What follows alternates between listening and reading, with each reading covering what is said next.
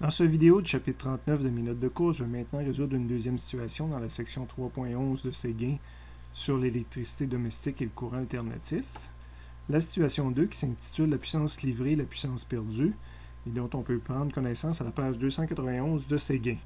Après la première lecture, on va identifier nos données, mais juste avant, je fais remarquer que c'est le deuxième grand type de problème qu'on va rencontrer dans cette section-là sur le courant alternatif. Donc, la livraison du courant à travers les lignes électriques, telles que le fait Hydro-Québec. Séguin va nous proposer deux situations là, qui traitent de ce genre de problème-là. Donc, à la deuxième lecture, on nous parle d'un poste électrique qui reçoit l'électricité à l'entrée d'une ville, d'une ligne de transmission qui livre le courant avec un courant efficace de 40 ampères. Donc, la première donnée, le 40 ampères, c'est un courant efficace.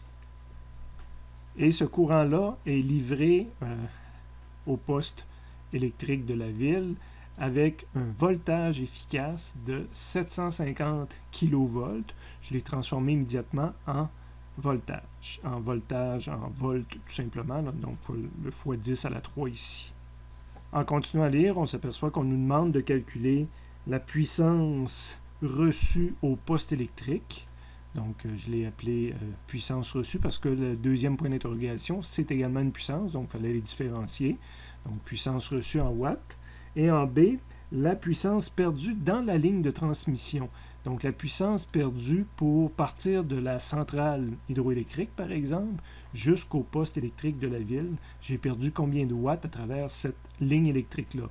Parce qu'évidemment, le courant circule, la ligne électrique peut être vue comme une grande résistance électrique et elle va chauffer conformément à l'effet de Joule, puis qu'une résistance électrique parcourue par un courant s'échauffe légèrement. D'ailleurs, on nous donne à la fin la résistance électrique de la ligne électrique. Donc, cette ligne électrique-là peut être vue comme une résistance de 200 ohms. Fait qu'au niveau du dessin, je vais avoir tout simplement dessiné ma centrale, qui serait, si on veut, la borne plus d'une source. Et je me rends jusqu'au poste électrique, que j'ai probablement identifié ici. Et je passe à travers une résistance électrique qui est ma ligne électrique, la résistance de la ligne électrique. Je vais passer à travers mes données. Le courant efficace, c'est le courant qui circule à travers cette ligne électrique-là. Le voltage efficace, c'est le voltage, un coût rendu au poste électrique. Donc le voltage efficace, là, il est de ce côté-là de la résistance, il est du côté du poste électrique si on veut. La puissance reçue, ça va être la puissance disponible au poste électrique pour servir, exemple, dans la ville. Donc, c'est pour ça que je l'ai mis de ce côté-ci.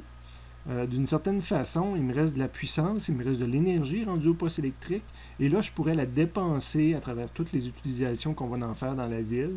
Donc, j'aurais l'équivalent d'une autre résistance qui représente, en électricité, on appelle ça souvent la résistance de la charge étant tout ce qui va consommer de l'électricité dans la ville. Donc, je me suis mis une cote ici là, pour représenter la puissance reçue, la puissance utilisable par la ville pour faire fonctionner tous les équipements. Il aurait été possible, là, sans mettre de cote puis sans mettre la résistance ici, de mettre puissance reçue tout près du poste pour montrer que c'est la puissance reçue à cet endroit-là.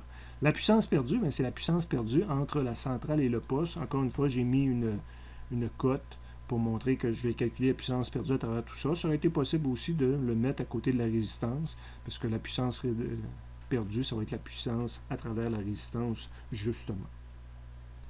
Premier point d'interrogation maintenant, c'est une puissance. Je vous rappelle que dans le chapitre 39, si on va dans le résumé, il n'y a aucune formule de puissance. Donc, il faut aller dans le chapitre 37. J'ai trois formules de puissance. Là, je vais vouloir avoir la puissance au poste électrique.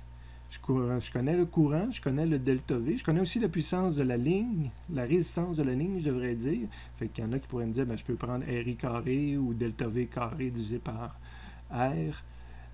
Sauf que ça va me donner plutôt la puissance de ce côté-là. Si je veux la puissance de l'autre côté, tout ce que je connais, c'est quel est le voltage à cet endroit-là qui va être disponible de l'autre côté.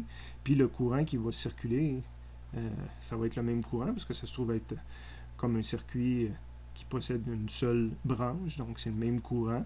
Donc je vais plutôt utiliser ici la formule qui permet de calculer la puissance lorsque je connais le delta V, voltage efficace ici, puis le courant qui circule, qui est le courant le même du début à la fin. On va donc l'appliquer à notre problème. La puissance que ça me permet de calculer cette formule-là, c'est la puissance reçue. Le delta V, c'est le delta V normalement de ce côté-là, la puissance que j'utilise, que je dépense. Donc, c'est le V de ce côté-là moins le V de l'autre côté. C'est pour ça que j'avais mis une mise à la zéro ici, pour dire que dans le fond, je commence à zéro, puis le voltage qui est de ce côté-là, ben, c'est le 750 kV. Donc, mon delta V, c'est 750 kV, fois le courant qui circule, c'est 40 ampères. Donc, j'ai une équation, une inconnue, la puissance reçue est calculable. Les deux autres lignes en remarque en rouge, ben, c'était justement pour rappeler à la fois que la puissance reçue, c'est la puissance utilisable, la puissance utilisée par la ville, que le delta V, c'est justement le delta V de ce côté-là, de ce qui est utilisé par la ville. Un delta V, ben, c'est le voltage d'un côté moins le voltage de l'autre. Donc, en faisant la mise à la terre ici, c'est mon zéro, puis de l'autre côté, c'est le voltage efficace. Donc, ça réexplique pourquoi que je prenais voltage efficace fois le courant efficace. Premier point d'interrogation solutionné. Fait que je vous rappelle ici, plutôt ici, là, que la puissance reçue, ben, j'associais ça à la puissance utilisable par la ville. Deuxième point d'interrogation, puissance perdue. Donc là, c'est la puissance à travers la résistance. Donc, je pourrais prendre soit RI carré, soit delta V au carré divisé par R. Chapitre 37, là, les deux autres façons de calculer une puissance. Je trouve plus facile de faire du RI carré, donc j'ai choisi de faire R fois I carré. C'est pas juste que c'est plus facile, j'aurais pris delta V au carré, mais ça m'aurait pris le delta V entre ces deux points-là, qui n'est pas connu. Je connais le voltage efficace au poste, mais quel est le voltage à la centrale? Ben, à prime abord, je ne le connais pas. Donc, c'était pas juste plus facile, c'était plus simple de calculer à l'aide de RI carré. Donc, la puissance que je vais calculer à l'aide de cette formule-là, c'est la puissance perdue à travers la ligne. La résistance, c'est la résistance de la ligne, c'est mon 200. Et le I, c'est le même courant efficace. Mon circuit simplifié, une seule branche, donc c'est encore le 40 ampères. Donc, j'ai écrit une deuxième équation et tout est calculable. Donc, j'ai deux équations à deux inconnues. Je peux utiliser une calculatrice pour trouver mes réponses. Les remarques en dessous sont intéressantes. Entre autres, je fais un calcul de la puissance du rendement, si on veut, quelque part. La puissance que j'ai perdue, je la compare à la puissance que j'ai reçue. Évidemment, on va avoir le moins de pertes possible. J'aimerais ça, rien perdre dans la ligne, mais c'est impossible. Donc, j'ai perdu 320 kW sur 30 millions de watts, sur 30 mégawatts. Je mets 100 pourcentage, j'ai une perte de 1,1%. Mais je n'ai pas le choix. Pour livrer de l'électricité, je vais en perdre parce que le fil va se comporter comme une résistance. Dans ce cas-ci, j'aurais pu l'exprimer autrement, dire que la puissance perdue, c'est 1,1% de la puissance reçue. Donc, c'est monter mon puissance reçue de ce côté-là, tout simplement. Dernier point intéressant, remarque qui est faite en bas, c'est justement ce que je disais tantôt, c'est que je ne connais pas le voltage à la centrale. Parce que pour livrer à 750 kV ici, il va falloir que j'ai un voltage plus élevé à la centrale. Fait que je l'ai vu ça comme étant le voltage initial dans le calcul que je vais vous montrer en bas. Puis le voltage efficace ici, je l'ai vu un peu comme le voltage final. Donc, ce que j'ai fait, c'est que j'ai utilisé justement la formule qui permet de calculer le potentiel d'un point par rapport à un autre. Le voltage final, c'est le voltage initial plus la somme des delta V que je rencontre. Donc, le voltage final, c'était mon voltage efficace au poste électrique. Voltage initial moins le delta V de la ligne. Le delta V, je le retravaille mon équation parce que là, ce que je veux trouver, c'est le voltage initial, c'est le voltage à la station hydroélectrique, si on veut. Donc, ça va être V efficace plus le delta V de ligne va changer de côté, donc changer de signe.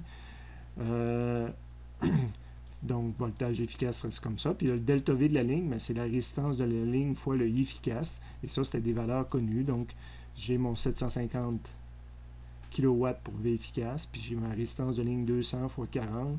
Ce qui fait que le voltage initial au poste, pas au poste, mais à la centrale hydroélectrique doit être de 758 kV. Donc, quand on parle, Hydro-Québec va nous parler de lignes de transport d'électricité de 750 kV efficace, mais dans les faits, le voltage commence plus élevé que ça à la station, à la centrale hydroélectrique. qui est montré ici, là, le voltage initial, donc le voltage à la centrale est plus grand que le voltage livré à la ville.